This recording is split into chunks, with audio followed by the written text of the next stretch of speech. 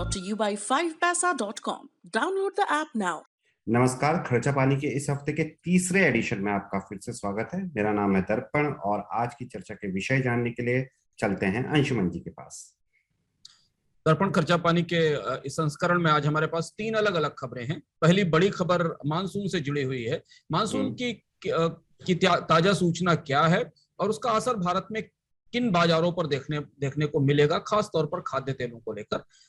एक और सूचना और एक और जानकारी है, एक और स्टडी हमारे सामने आई है जो ये बताती है कि पिछले साल, एक साल के दौरान, कोविड के दौरान, जब सरकार ने कंपनियों को बहुत सारे प्रोत्साहन दिए थे, उसके बाद भी कंपनियों के या कॉर्पोरेट के भारत में कैपिटल इन्वेस्टमेंट की, यानी वो निवेश जिसके जरिए वो मशीनें लगाते हैं, फैक्ट्रियां खड़ी करते हैं, उसकी क्या परिस्थिति है, उसके बारे में एक सूचना है। और चलते चलते शेयर बाजार के बारे में दो अपडेट दिलचस्प सूचना है। पहली सूचना ये कि आईपीओ बाजार में दरअसल हुआ क्या है, आईपीओ खरीदने वाले लोग करते क्या हैं। और दूसरा ये कि रॉयटर्स ने एक सर्वे दिया है जो कि ये बता रहा है कि क्या भारतीय बाजार के शेयर बाजार में तेजी की उम्र अब लंबी नहीं है। इन पर हम चर्चा करेंगे। पर पहला सवाल जो आप पूछना चाहते हैं वो शायद मानसून के हाल पर पूछना चाहते हैं। अंशुमन जी, भारत में आपकी मानसून बड़ा अनियमित रहा है। अनियमित मतलब जहां सिर्फ भारत के आधे एरिया में सामान्य बरसात हुई है, वहीं 14 इलाकों में अतिवृष्टि और 36% इलाकों में अल्पवृष्टि। अब ये स्टेटिस्टिक भारत में कृषि और अर्थव्यवस्था के लिए चिंता का विषय है, जैसा आपने इशारा भी किया। और खाद्य तेलों के दाम आसमान छू रहे हैं। ऐसे में पाम ऑयल पर भारत को इम्पोर्ट पर ही निर्भर रहना है। तो इन दो समीकरणों को, जिनके बारे में हम अलग अलग भी डिस्कस कर चुके हैं, पाम ऑयल और भारत की अनियमित बरसात को लेकर, एक साथ रखने पर क्या निष्कर्ष निकलते हैं और 2-3 देश इसमें कैसे फिट बैठते हैं, इंडोनेशिया, मलेशिया जैसे। दर्पण, मानसून की जो ताजी सूचना हमारे पास जून से सितंबर वाले रेनी सीजन की आई है, उसमें करीब करीब सामान्य से 9 से 10% रेनफॉल कम हुआ है। और उन इलाकों में कम हुआ है जहां से खरीफ की महत्वपूर्ण फसलें आती हैं, जिनमें तिलहन महत्वपूर्ण है। ओवरऑल गुजरात जहां से तिलहन आता है वहां पर शावर्स करीब 47% से कम हुआ है। कई सारे इलाकों में सामान्य से 15%, 20% और 40% तक कम बारिश हुई है। यानी ये सामान्य मानसून कोट एंड कोट में ही होगा। ये मानसून डिफिशिएंट मानसून है। और जैसा हम देखते हैं कि भारत में मानसून की वर्षा का जो पैटर्न है वो बहुत अनियमित है। तो वो अनियमितता के इस बार उन इलाकों में ज्यादा दिखाई दे रही है जहां से महंगाई जन्मती है, जहां से फसलें आती हैं, जो फसलें महंगाई को प्रभावित करती हैं। मानसून की कमजोरी के साथ सबसे बड़ी चिंता जो होती है वो खाद्य तेल की कीमतों को लेकर होती है। पिछले 1 साल से हम खाद्य तेल की कीमतें लगातार बढ़ती हुई देख रहे हैं। सरकार ने बहुत तरह के प्रयास किए, इंटरवेंशन करने की कोशिश की, ड्यूटीज कम की, बहुत सारे प्रयास किए, लेकिन कीमतें उसी ऊंचाई पर बनी हुई हैं। और खर्चा पानी में एकाधिक बार हमने इस पर चर्चा की और ये कहा है कि अगर मानसून की स्थिति कमजोर रही तो आने वाले समय में एडिबल ऑयल की कीमतों में बढ़ोतरी की और ज्यादा संभावना है। और अब जबकि मानसून की विदा का समय करीब आ रहा है, भारत में वर्षा के जो आंकड़े बाकी वेदर एजेंसियां देती हैं उनसे निकल के आ रहे हैं, उसका सीधा असर हमें खाद्य तेल बाजार पर दिखाई दे रहा है।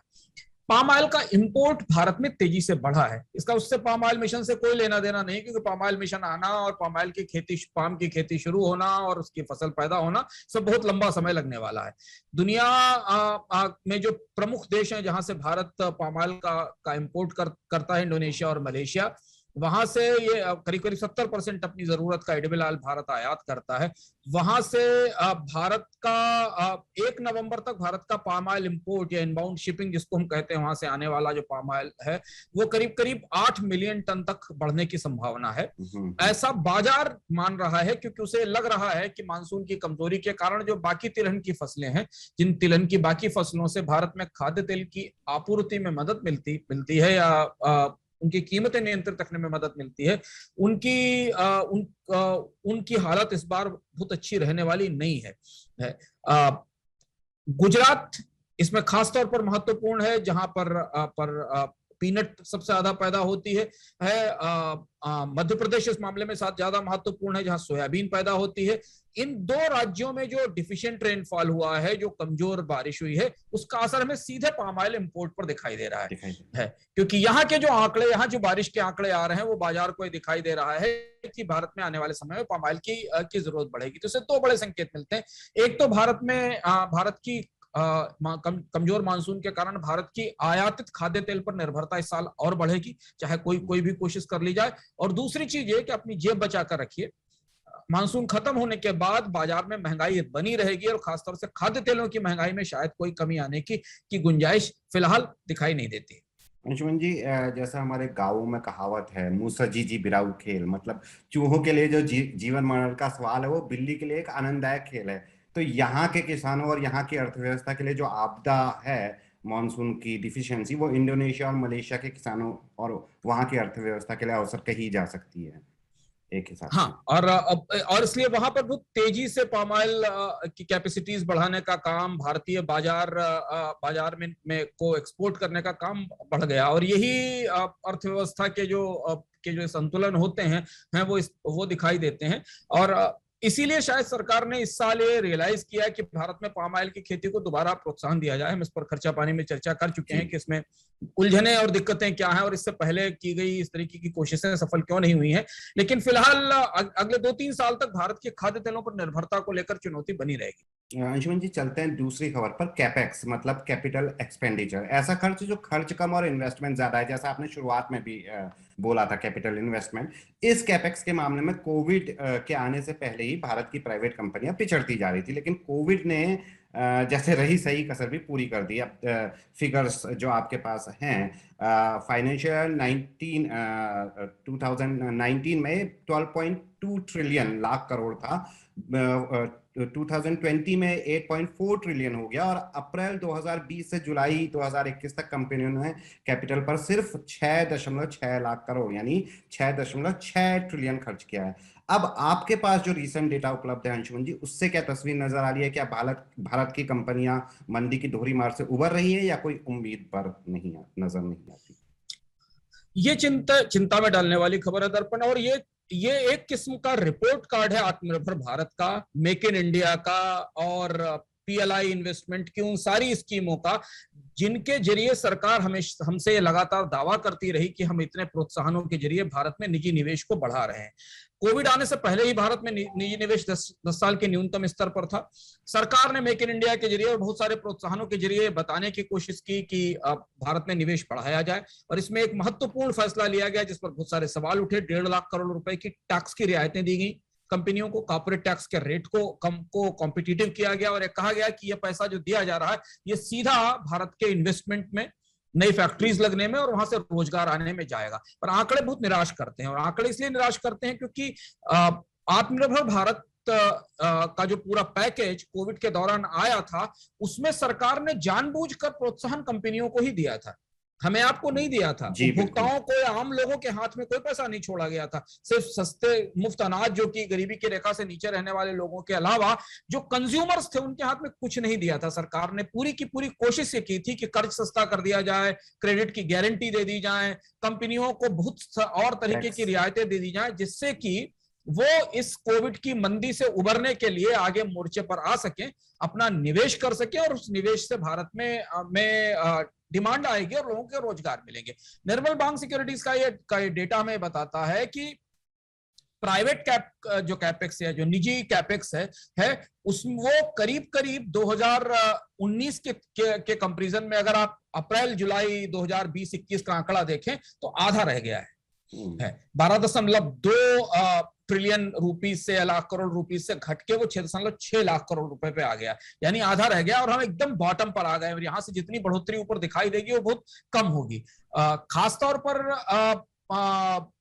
जो सेंटर का शेयर है, जो सेक्टर्स का शेयर है, उसमें कैपेक्स केवल प्राइमरी मेटल्स में, इलेक्ट्रॉनिक्स में, स्टील में केंद्रित रहा है और उसमें भी 35% की, जैसे मेटल्स में 35% की गिरावट दिखाई दी है पूंजी निवेश में, यानी कंपनियों ने धातु से जुड़े हुए उद्योगों में निवेश करीब करीब 35% घटाया। इलेक्ट्रॉनिक्स, जहां से सबसे ज्यादा जॉब आने की संभावना थी, जहां हमने पीएलआई स्कीम आते हुए देखी, जहां सरकार ने बहुत सारे प्रोत्साहन घोषित किए, वहां पर कैपेक्स करीब 14% कम हुआ है। और जो आईटी से जुड़ी हुई गतिविधियां हैं उनमें निवेश करीब करीब 9% गिरा है।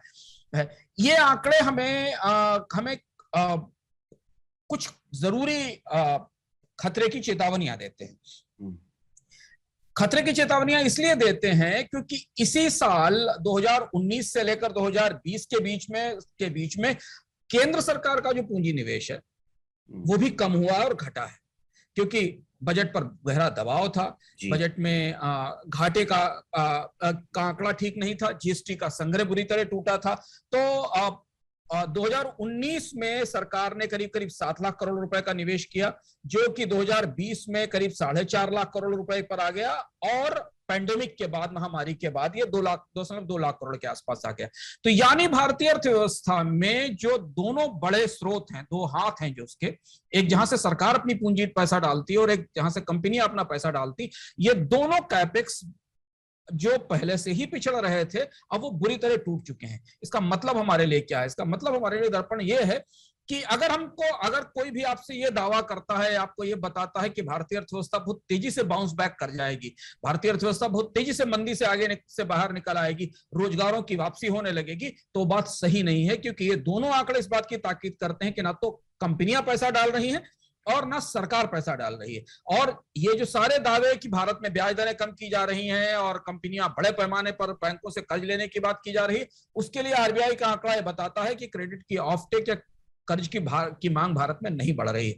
ये एक चिंताजनक परिस्थिति है और इसलिए हमने रोजगारों में इतने बड़े पैमाने पर कटौती पिछले 1 साल में देखी, क्योंकि कंपनियों को डिमांड ना होने की आशंका थी, इसलिए उन्होंने अपने खर्च बचाए, अपना निवेश सिकोड़ा और खास तौर पर उन्होंने रोजगारों में बड़े पैमाने पर कटौती की। अब इसे रिवाइव करने का मतलब जो बड़ी चुनौती है कि अगर आप 2019 के लेवल पर भी ले जाना चाहते हैं, जो कि बेस्ट लेवल नहीं था, 10 साल का न्यूनतम स्तर तब भी मौजूद था, अगर आप 12 लाख करोड़ रुपए के लेवल के आसपास का कैपेक्स कराना चाहते हैं प्राइवेट सेक्टर से और 7 लाख करोड़ के आसपास का निवेश सरकार से कराना चाहते हैं, 20 लाख करोड़ के आसपास का निवेश अगर कराना चाहते हैं, तो उसका प्रोत्साहन क्या होगा? क्योंकि सारे प्रोत्साहन तो खत्म हो चुके हैं।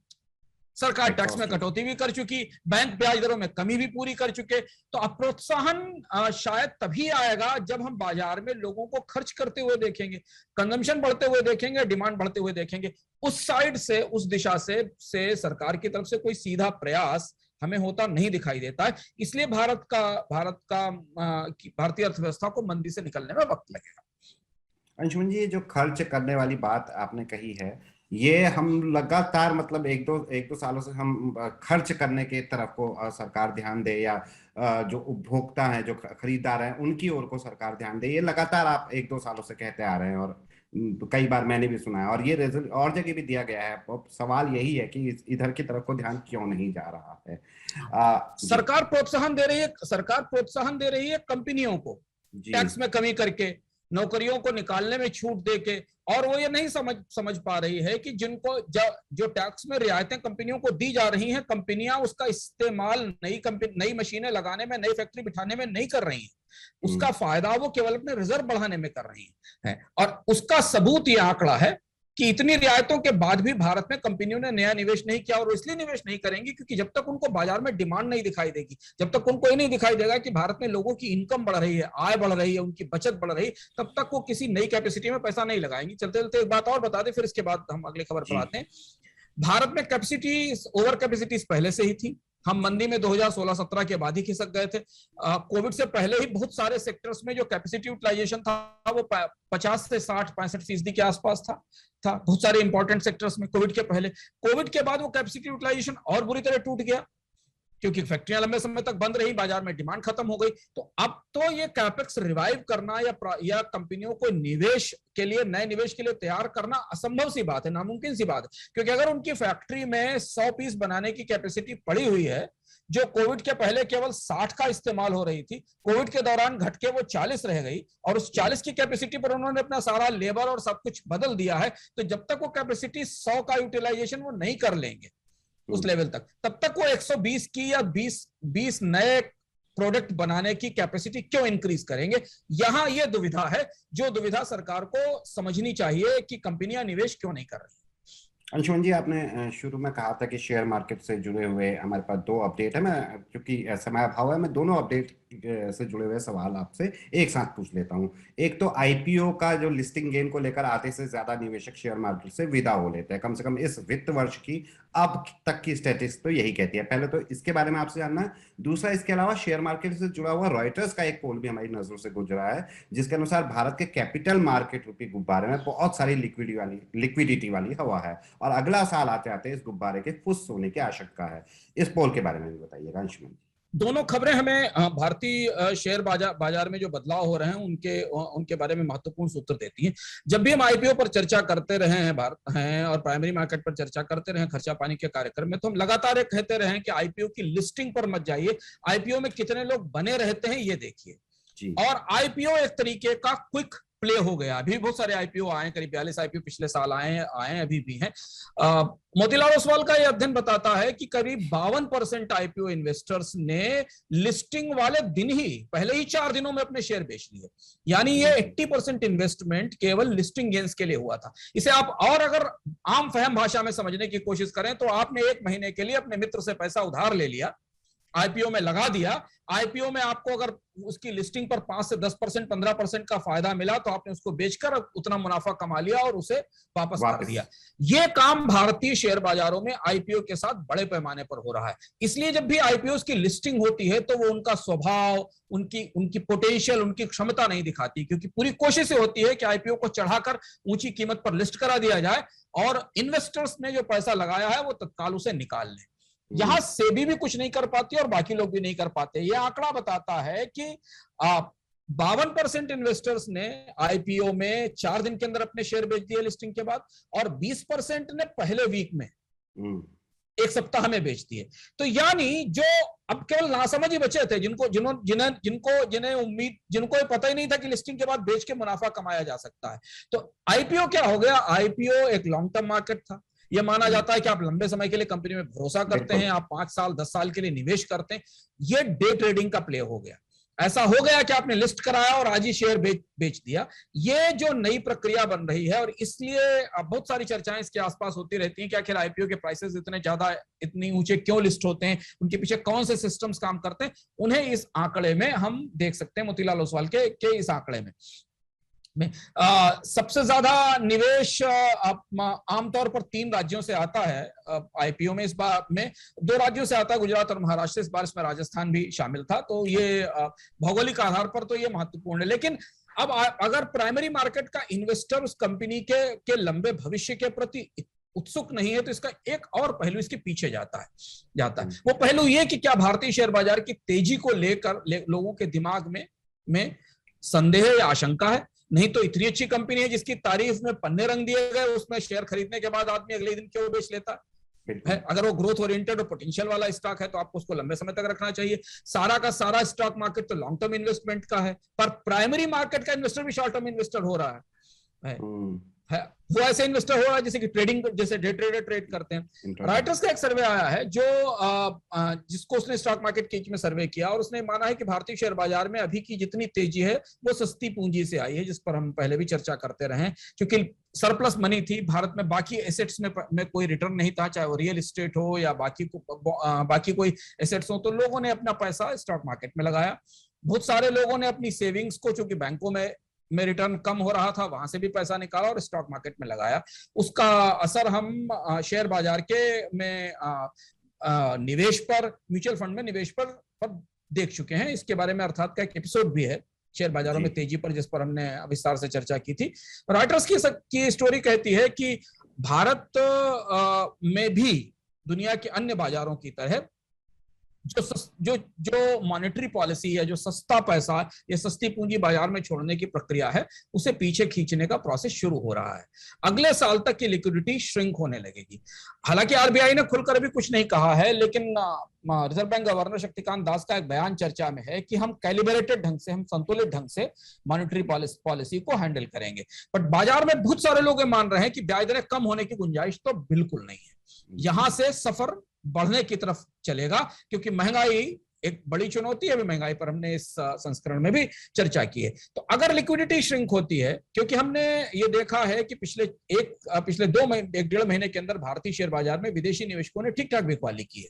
तो अगर लिक्विडिटी खींची जाती है बाजार में पूंजी का जो प्रवाह, जो बाजार को बढ़ाने के लिए या अर्थव्यवस्था में संसाधनों के लिए बढ़ाया गया था, वो अगर रोका जाता है और ब्याज दरें बढ़ती हैं, तो उसका असर शेयर बाजार पर दिखाई देगा। तो सर्वे ये बताता है कि जो अल्ट्रा इजी मनी पॉलिसी थी, जिसमें कि रेपो रेट करीब करीब 115 बेसिस पॉइंट घटाया था पिछले डेढ़ साल में आरबीआई ने, जो कि 4% के आसपास है, ये अब ऊपर की तरफ बढ़ेगा और इसका असर हमें शेयर बाजार में हलचल, उतार चढ़ाव, वॉलेटिलिटी और गिरावट के तौर पर नजर आएगा। तो अगर आप इन्वेस्टर हैं तो आप अपने स्टॉक्स कायदे से देखिए, आप उन पे समझदारी से फैसला लीजिए, क्योंकि ये बात बार बार कही जाती रही है कि भारत की जो मैक्रो इकोनॉमी है, जो रियल इकोनॉमी है, वो स्टॉक मार्केट से कनेक्ट नहीं होती। ये बात रिजर्व बैंक ने भी खुद 2-3 बार कही थी।